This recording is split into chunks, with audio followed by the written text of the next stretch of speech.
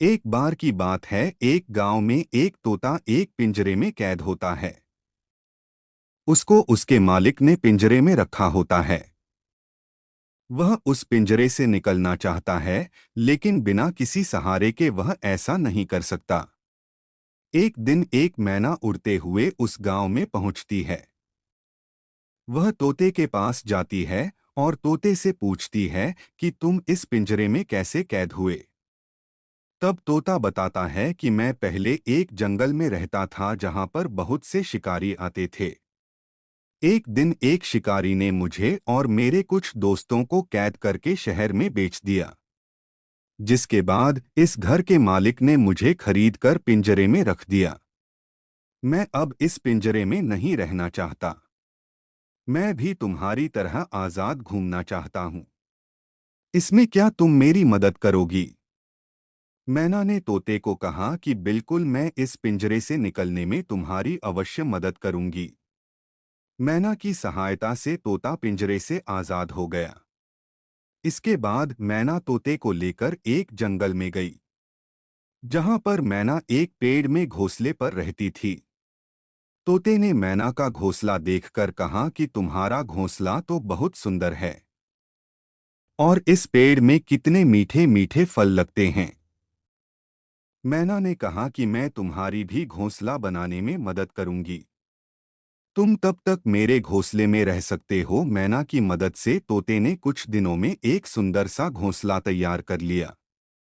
इसके बाद तोते ने कहा कि तुमने मेरी 2 बार मदद की है।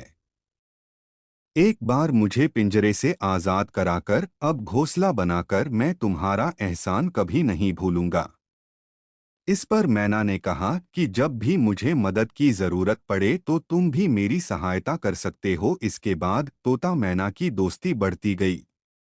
जब भी जरूरत पड़ती तो तोता मैना एक दूसरे के काम आते और एक दूसरे की सहायता करते थे।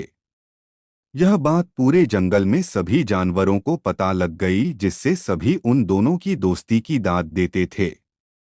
एक दिन जंगल में भयंकर आग लग गई, जिसके कारण सभी जानवर तो वहां से जल्दी से भाग गए। लेकिन पक्षी धुएं के कारण उस जंगल से निकलने में असमर्थ थे।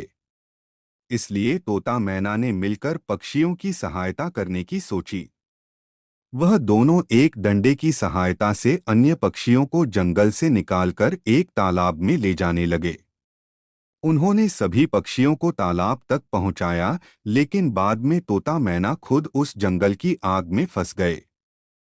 जंगल में आग काफी बढ़ चुकी थी, जिसके कारण पूरे जंगल में धुआं हो चुका था, जिससे तोता मैना को कुछ भी नजर नहीं आ रहा था।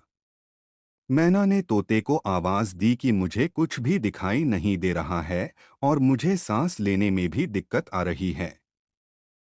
तभी तोते ने भी कहा कि मुझे भी कुछ नहीं दिखाई दे रहा है। इसके बाद पहले मैना जंगल की आग में समा गई और अपने प्राण त्याग दिए।